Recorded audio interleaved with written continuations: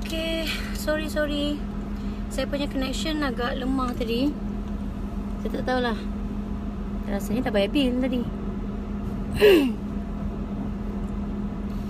So tadi saya cakap pasal OCD. Saya sempat baca sikit komen. So komen yang kata saya Sophie kata tengah on ubat. Bagus, memang OCD kena makan ubat. So dapatkan nasihat doktor, makan ubat, jangan tinggal. Selagi doktor kata jangan tinggal ubat, so jangan tinggal ubat lah. Sebab OCD ni ada perlukan support juga daripada ubat, because dia menyebabkan kita punya serotonin dalam brain. So ubat-ubat yang doktor bagi tu adalah untuk blockkan serotonin tu, supaya dia boleh function dekat dalam kita punya brain kita lah. So jangan tinggal ubat, sebab ubat memang bantu untuk OCD sufferer. So tadi ada juga saya sempat baca Syariza kata pasal skop perut. Kalau skop perut lah, kalau pasal GERD macam saya kata, anything semua lebih baik adalah kita dapatkan pandangan daripada doktor. Kalau doktor kata tak payah skop, tak perlu skop, so tak perlu.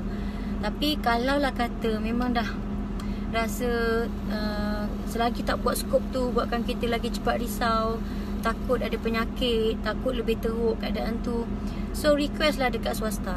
Sebab kalau kerajaan ni memang dia ada dia punya prosedur sendiri untuk nak buat skop tu. Jadi dah lah satu kena tunggu giliran. So diorang ada diorang punya guidelines dia, macam mana dia nak membenarkan satu-satu penyakit tu untuk dia dapatkan diagnosis ataupun lakukan sebarang diagnosis. Contoh skop tu lah. Jadi kalau betul-betul risau sangat pasal perut tu, boleh buat skop dekat swasta. Tapi memang swasta perlukan duit lah. Tapi kalau itulah yang boleh memuaskan hati kita untuk tidak terus-menerus risau tentang perut, so boleh buat skop. So tadi ada yang juga request untuk topik GERD, anxiety. So ada kaitan ke tak? Dia macam ni, kita punya function body kita ni, kita punya mind kita ni, otak kita ni memang ada connection dengan kita punya guts, kita punya perut. Sistem perut kita dia ada connection dengan kita punya sistem mind system kita. So salah satu tu kalau dia haywire, dia memang akan haywire lah jadinya. Dia akan beri kesan di antara satu sama lain. Bermaksud kalau kata kita mempunyai masalah perut masalah perut, contoh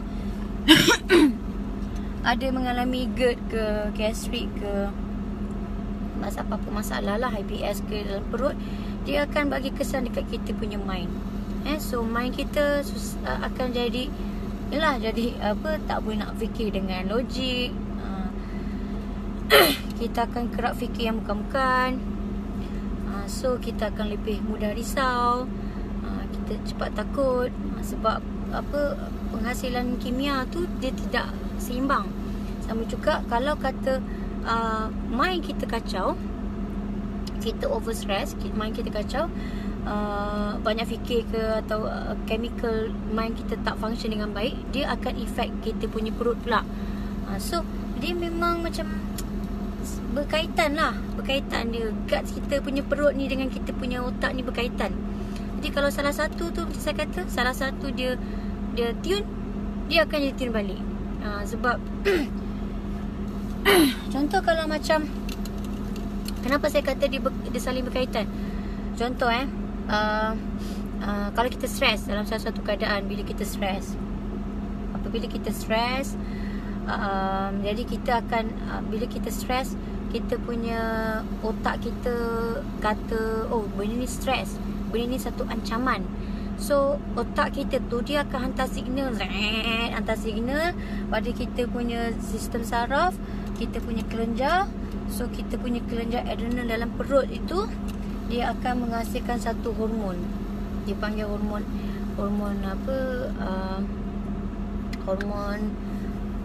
alamak lupa pula nama dia. Hormon stres lah, tetapi dia boleh juga dikatakan sebagai hormon adrenalin, sebab dia dikeluarkan oleh kelenjar adrenal kita. Dia berada di atas buah pinggang, kan? So kat bahagian perut, betul tak? dia berada di kelenjar adrenal tu ada di atas buah pinggang. So bila kita punya otak kita memberi signal bahawa ada stres atau ada ancaman, so perut kita akan keluarkan atau kita punya kelenjar tu akan keluarkan hormon adrenalin. So apabila hormon adrenalin tu dah dikeluarkan, dah terkeluar, jadi dia akan bagi signal dia akan membuatkan kita punya metabolism kita akan jadi rendah. Lepas tu dia akan ganggu penghasilan kimia-kimia yang lain di dalam otak dan mengganggu penghasilan kimia-kimia yang lain di dalam perut. Apabila hormon adrenalin tu atau hormon stres itu terlampau banyak, dia tidak mencapai tahap optimum. Jadi sebab itu saya kata dalam hidup ini kita kena pandai urus stres. Sebab dia bila kita semua benda dalam kehidupan kita ni kita anggap dia stres, itu stres ni stres, semua stres. Jadi bayangkan kita. Okay, so macam itulah, macam kata dia saling berkaitan. Saya rasa saya kena cepat kot sebabnya saya rasa connection tak berapa connection tak proper sangat. So Aisyah Reza, Kak, macam mana nak reda dan berserah? Okay, reda ni dalam bahasa reda ni dia macam reda ni satu, orang kata dia satu, kalau spiritual words kita panggil dia satu makam yang tinggi. Reda ni satu makam yang tinggi lah. Kalau bahasa biasanya kita orang Melayu cakap terima. Nak terima tu susah. So nak terima pun susah, apatah lagi reda tu lah. Tapi saya ni biasa gunakan konsep yang sama. Konsep reda dengan terima tu sama je. Okay, so dari segi reda tu, macam saya kata, sebelum nak pergi reda tu mesti kita kena ada knowledge, kena ada kefahaman. Kenapa kita nak kena reda benda tu? Kena faham dulu. Selagi kita tak capai kefahaman tu, selagi tu kita tak boleh terima suatu perkara. Jadi kena faham dulu. So nak mencapai kefahaman tu macam mana? Kefahaman itu melalui kesabaran. Kita melalui proses. Kita nak faham satu benda. So saya minta maaf memang connection teruk gila. Connection sangat teruk. Tapi tak apa, saya cuba. Sekejap saya stop, kejap saya stop. Okay, so macam saya kata, kalau kita nak reda, kita nak berserah, kita kena faham dulu. So nak faham, kena ada knowledge. Nak kena ada knowledge tu kena panjang cerita. So kalau nak panjang cerita, kena jumpa. Saya nak menulis payah sikit. Benda ni kena cakap depan. Okay, so sebab tu saya kata lebih baik adalah kita buat sesi integration tu, because sesi tu memang saya akan sentuh lebih dalam lah. Okay, saya Kak, last soalan dekat grup ramai pesakit anxiety yang rasa diri hampir mati dan takut mati. Apa pendapat Kak dan macam mana nak kawal kawal perasaan? Kawal pernafasan. Oh, takut mati tu memang salah satu simptom. Kalau kita baca kat mana-mana pun, simptom anxiety tu memang salah satunya adalah takut mati. Dan dia rasa diri hampir mati. Itu ada perasaan-perasaan dipanggil dreadful feeling of death ke takut mati. Benda-benda macam tu memang ada. Kalau kita google semua simptom anxiety ada mention. Salah satunya adalah memang kita takut mati. Benda tu sebabnya bersangkut paut dengan kita punya perasaan cemas kan. Perasaan cemas, kita rasa terancam. So bila body kita rasa kita terancam, mestilah to the extent kita rasa diancam dengan kematian. Itu paling the worst case lah. Jadinya benda tu adalah normal. Pada saya tidak perlu untuk nak mengawal pernafasan, mengawal ambil dari segi kita nak overcome dengan perasaan takut mati tu. Kalau panic attack mungkin kita boleh kawal dengan pernafasan, tetapi macam nak cakap, overcome dengan ketakutan mati tu, saya cakap ini pengalaman saya yang sebenarnya ada dua cara saya kawal, saya overcome keadaan saya apabila mengalami ketakutan terhadap mati. Yang first, saya beli buku ensiklopedia kematian. Saya baca ensiklopedia kematian supaya saya betul-betul takut dengan mati. Saya go into the emotion. Saya bagi diri saya rasa takut dengan mati. So kat situlah yang saya kata saya face the fear, berhadapan dengan ketakutan tu. Saya baca dalam keadaan saya tu, saya baca ensiklopedia mati. So menangis, meraung ke apa, time tu lah. Itu yang saya berhadapan. Yang kedua, saya berhadapan sendiri masa panic attack. Saya berhadapan dengan panic attack tu sendiri. Yang panic attack yang perasaan nak mati tu, itulah yang saya berhadapan. Saya ajar diri saya. So dalam dua-dua situasi yang saya buat tu, alhamdulillah benda tu mengajar saya untuk orang kata boleh overcome dengan ketakutan terhadap mati. Satunya melalui apabila kita dah melalui proses kehidupan, slowly kita ajar diri kita untuk terima, untuk berserah, untuk reda, kita akan mula faham. Dan kalau kita buka mind kita, kita akan mula faham apa itu kehidupan, apa itu kematian. So dah rasa macam kita faham. Apabila kita faham hakikat kematian tu, kita dah rasa macam mati tu adalah satu istilah, tapi sebenarnya apa yang berlaku saat mati tu adalah satu peralihan. Yang mati tu body kita. Kita sendiri ni tak mati, tapi jasad kita memang akan mati, sebab jasad kita ni tertakluk kepada hukum dimensi dunia ni lah, which is dia akan dia akan berakhir. Dia satu benda yang tidak kekal. Jadi tubuh kita memang akan mati, tapi diri kita sendiri tidak akan mati. Jadi apabila kita faham konsep tu, kita faham hakikat kematian tu, kita tak akan rasa takut pada mati lah. Jadi benda ni dalam proses kehidupan kita akan faham. Kita akan mula faham tentang kematian itu. Jadi saya pun tak boleh nak cakap dengan kawan-kawan lah supaya jangan takut mati. Tak boleh, sebab dulu pun saya pun takut mati juga. Tapi bila saya buka diri saya untuk berhadapan dengan orang kata perasaan-perasaan mati tu, saya mula dapat kefahaman. Jadi sekarang ni soal mati tu macam saya tak fikir lah. Macam matilah kan. Pada saya mati bukan satu kegagalan. Soal mati saya ada ceritakan dalam buku saya, kepada kesedaran tu, yang saya akan terbitkan insya-Allah dalam tahun ni. Jadi mungkin kat situ kawan-kawan mungkin boleh dapat sikit panduan lah, apa saya punya view saya atau pandangan saya tentang kematian tu. Ada banyak isu yang saya sentuhkan dalam buku saya tu. Jadi mungkin kalau nak faham, kat situlah saya boleh ceritakan. Jadi saya minta maaf banyak kawan-kawan yang sempat teman saya untuk live video ni. Saya minta maaf sebab saya tak boleh nak buat video panjang. Sebabnya saya perasan daripada tadi connection saya sangat slow. Sedangkan first saya dah bayar bil. Tadi saya dah bayar bil. Saya tak tahu kenapa masih lagi problem connection.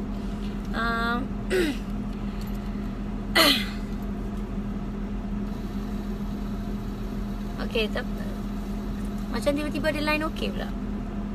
Tapi tak apa. Macam ni lah. Saya ingat macam nak stop kan. Tapi saya rasa saya cakap selagi ada ni kot. Selagi ada connection ni, saya kesian kat kawan-kawan. Sebab saya susah nak live satu. Sebab saya busy, saya susah nak live. Jadi bila saya ada peluang nak live ni, tiba-tiba connection dia hampeh. Dia macam agak mengecewakan. Tapi sekarang ni kita decide macam ni. Saya akan cakap dan akan saya share apa-apa tips ke apa. Saya akan cuba jawab soalan mana yang termampu. Kalau anda kata lepas ni connection terpadam, saya minta maaf, kita terus stop kat situ je. Tapi setakat ni saya akan pick up mana-mana soalan yang saya sempat. Okey, Aisyah Liza, terima kasih. Sama-sama. Cahaya Nur, hai akak, hai sayang.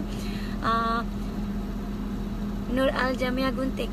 Line okey. Yelah, line macam dah okey lah tiba-tiba. Line dah okey kan tiba-tiba kan.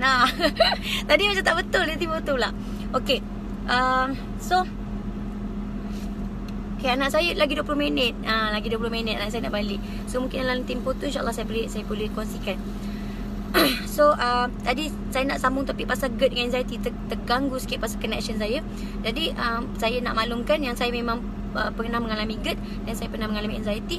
Dan apa yang saya alami GERD masa tahun 2006. Masa tahun 2006 tu saya alami GERD, di mana sebelum itu saya telah diagnose mengalami luka di dalam perut. So saya doktor masukkan skop. Memang masa tu masuk skop lah. Sebabnya dah tak boleh makan satu benda dah, apa semua nak muntah balik dah. Tak ada satu benda pun boleh makan. Sebab saya makan muntah. Jadi dah lembik. Jadi doktor terpaksa skop. Dan bila doktor skop, doktor find out ada luka dalam perut. Dalam perut saya ada merah-merah. Tapi doktor kata belum bernanah lagi lah. So dia kata dia macam ulcer. Jadi dia bagi ubat. Saya konsum ubat selama sebulan. Dan kemudian selepas itu berlakulah GERD tu, which is keadaan tu memang agak teruk, di mana saya tak boleh sendawa, saya tak boleh kentut. Dia agak teruk. Dan lepas tu saya jumpa sekali lagi doktor. Dan doktor cakap okey, dia kata luka dalam perut tu menyebabkan saya mengalami GERD lah. Jadi lepas tu saya doktor bagi saya control 40 mg. So dia kata benda ni kena consume sehari sekali, kena makan for the entire of my life. Dia cakap saya kena consume ubat tu seumur hidup. Controlog tu untuk nak ubat GERD. Tapi ada cerita lah di sebalik GERD ni. Dan alhamdulillah GERD saya dah pulih. So saya entahlah siapa tak ada kata dah pulih ke tak, tapi saya rasa taklah macam dulu. Saya rasa macam sendawa tu memang saya ada. Memang saya ada sendawa yang macam sendawa bunyi teruk besar-besar tu memang ada lah. Tapi saya rasa saya tak identify diri saya sebagai pesakit GERD kot. Saya rasa saya tak banyak sangat cakap pasal GERD. Tapi saya memang pernah didiagnose ada GERD lah. So memang keadaan tu memang macam yang orang cakap lah, macam dada kita ketat, lepas tu kita ada sakit ulu hati, sesak nafas tu memang ada. Dan saya overcome dengan cara masa tu saya pulihkan GERD saya tu sebab saya ada luka sekali dalam perut. Jadinya saya setahun saya pantang minum-minum yang saya makan saya tak makan benda pedas, benda masam, benda yang kiranya yang tak sesuai dengan perut saya, yang boleh membuatkan gas berlebihan. Jadi saya tak makan benda macam tu. Dan saya mengamalkan air masak saja, air putih saja. Saya tidak mengambil air manis. So saya lakukan benda tu selama setahun, dan alhamdulillah keadaan tu baik. Jadi pada saya, nasihat saya, ikutlah diri masing-masing. Jangan ikut sangat pendapat orang lain ni, sebabnya dia akan jadi confused. Mana satu yang boleh, mana satu tak boleh dengan perut kita. Jadi pada saya ikut badan kita. Sebab masa tu pun saya tak ada dapat apa-apa pandangan pun daripada doktor ataupun grup-grup GERD ni. Jadi saya pulih dengan cara saya sendiri. Alhamdulillah saya boleh. Alhamdulillah perut saya, alhamdulillah saya bersyukurlah boleh. Everything's okay. Sebab tu saya tak identify diri saya ada GERD. Okay, so binaf saja alap kari. Macam mana overcome negative thinking atau perasaan give up. Okay, overthinking, perasaan give up ni saya ada sharekan dekat dalam saya punya video pasal overthinking. Negative thinking ni memang saya ada sharekan. Dia tak perlu overcome dengan negative thinking sebenarnya. Sebab kita kena tahu pemikiran atau fikiran-fikiran ni tak boleh dihentikan. Dia memang akan ada, dia memang wujud. Sebab itulah kita punya, orang kata, fitrah ataupun fitrah minda kita memang tujuannya untuk berfikir. Jadi tidak ada istilah untuk menghentikan fikiran itu. Tetapi kita sendiri yang melabelkan atau mengkategorikan sesuatu fikiran itu positif atau negatif, kita sendiri. Jadi kalau kita tak identify itu sebagai negatif atau positif, kita biarkan dia natural, benda tu takkan ada power dekat kita punya kehidupan lagi. So pada saya, fikiran itu tidak perlu dilabel. Biarkan saja. Saya ada ceritakan benda tu dekat dalam saya punya video. Kalau nak perlukan lebih lagi, mungkin saya akan buat the next video dekat dalam YouTube lah. Tapi dekat live saya tak boleh nak explain panjang sangat. Tapi insyaAllah saya akan cuba untuk ni. Sebab saya rasa saya dah buat video overthinking tu, pasal mind kita, fikiran. Tapi saya dapati ada banyak juga soalan lagi pasal pemikiran. Jadi insyaAllah mungkin topik tu saya akan buka sekali lagi. Saya akan buat satu video kat YouTube insyaAllah. Okay, so nak overcome perasaan give up. Semua orang ada perasaan give up. Semua orang yang tak ada anxiety perasaan give up. In fact saya pun pernah ada perasaan give up. Until now ada perasaan give up. Benda tu adalah normal. Jangan takut dengan perasaan give up lah. Itu biasa. Sayang, tak ada apa-apa pun. Perasaan give up tu memang biasa. Jangan rasa macam, kenapa aku dah give up. Tak ada. Pada saya tu sangat normal. Saya mengalaminya juga. Orang normal juga mengalaminya. Jane, Suzanne, hai, saya pernah mesej kamu dulu. Tapi apa? Tapi sedihnya tak dapat kontak kamu. Ya ke? Mungkin masa tu saya dah tutup saya punya line, saya punya connection. Saya dah tutup. Sebab saya tak jawab soalan-soalan anxiety dalam inbox dan dalam email. Saya tidak jawab sudah. Jadi saya sekarang ni lebih kepada, kalau ada sesiapa yang nak jumpa saya lebih bercakap pasal live. Pasal anxiety ni saya jarang nak bercakap. Tapi mungkin dalam live boleh, atau dalam YouTube mungkin boleh. Sebab saya nak menulis, nak type tu sekarang ni saya dah susah nak ambil masa dah. Jadi saya tak ada buat consultation secara personal lagi. Jadi mungkin cara bercakap macam ni ramai-ramai dengar, insyaAllah bolehlah kita dapat kongsi ramai-ramai kan. Mama Azril, terima kasih. Sifu menasih Sifu menasih kan? Okay, thank you. Anxiety saya sangat teruk. Nak tahu macam mana nak overcome semua tu, terutama malam. I lost my husband 3 years ago. Oh my god. My heart goes with you, dear. And lepas tu saya dapat Eddie yang teruk sangat ni. Dear Jane, saya kena anxiety dulu, kemudian baru suami saya meninggal. Jadinya jangan give up. Sebabnya saya rasa benda ni boleh overcome. Okay, sedangkan saya boleh overcome waktu anxiety saya teruk dan suami saya meninggal, saya boleh overcome benda tu. Jadi jangan risau. Jane Susan Felix, saya cadangkan Jane mungkin boleh dapatkan saya punya ebook melalui email kat saya. Dalam page saya ada virginrosevr@gmail.com. Email dekat saya, bagi tahu nak buku saya, nak ebook saya akan forwardkan. Baca dulu ebook tu. Semua tu ada sejarah macam mana saya overcome dengan anxiety. Dan kemudian boleh tengok saya punya YouTube, tajuk dia type penuh Anxiety Disorder Compilation.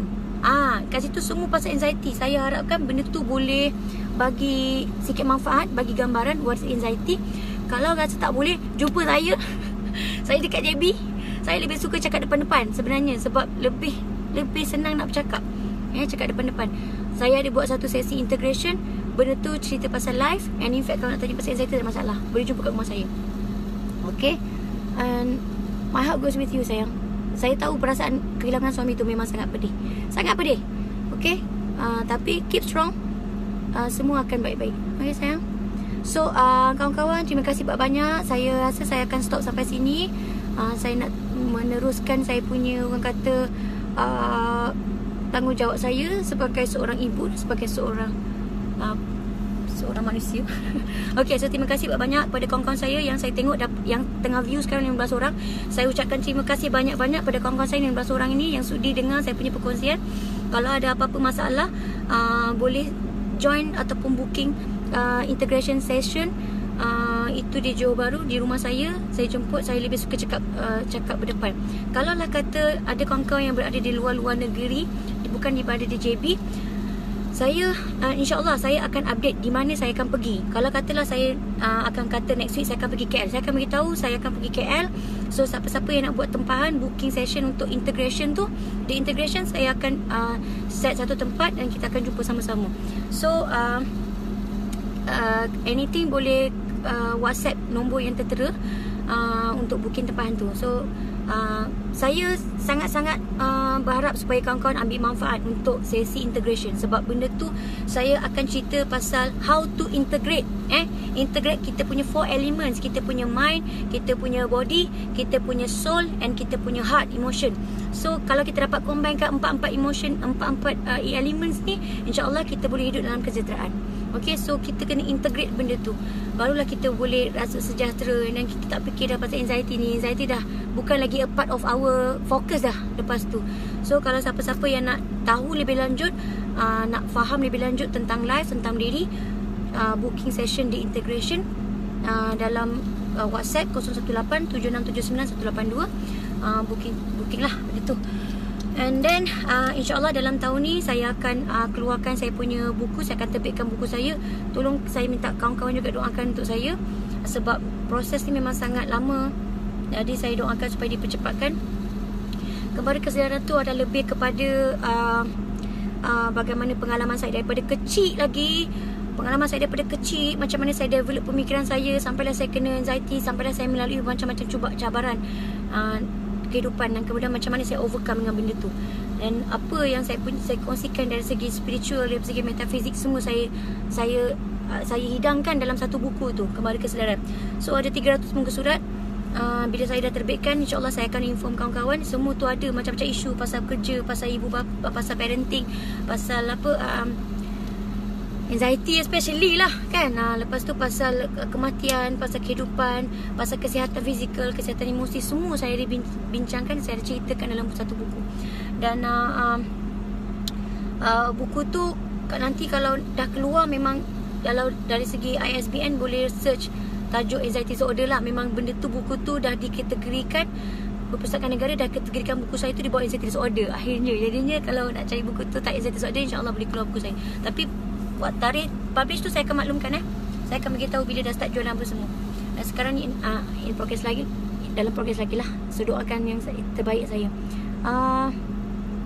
Okay, Azrin, tadi saya dah cerita dah pasal integration course tu. Saya dah ceritakan saya akan combinekan 4 elements. Saya akan ceritakan how to integrate mind, body, soul and kita punya heart. And everyone, saya ucapkan terima kasih banyak. Okay, lagi apa okay, Jane, thank you. Take care. You pun take care. Take good care of yourself, dear. Okay. Syariza nak contact saya, kena jumpa saya. Okay. Alah, kat Sabah ya. Al-Jamiah kat Sabah. InsyaAllah lah. Kalau kata saya pergi Sabah, saya rasa saya nak jumpa kawan-kawan saya. Kalau saya buat talk dekat Sabah, saya harapkan orang Sabah tolonglah datang. Sebab saya ada kawan dekat sana. Saya memang kawan baik saya kat sana. Saya punya best friend memang dekat Sabah. So anda kata saya pergi sana, saya buat satu sesi untuk talk, saya harap sangat panjang pada orang Sabah untuk datang. Sebab saya nak sangat jumpa kawan-kawan saya kat Sabah. Jadi tolonglah, kalau saya buat satu talk kat Sabah, tolong dia datang. Okay. Okay, kawan-kawan semua, saya terima kasih banyak. All is well and take care of yourself. Bye.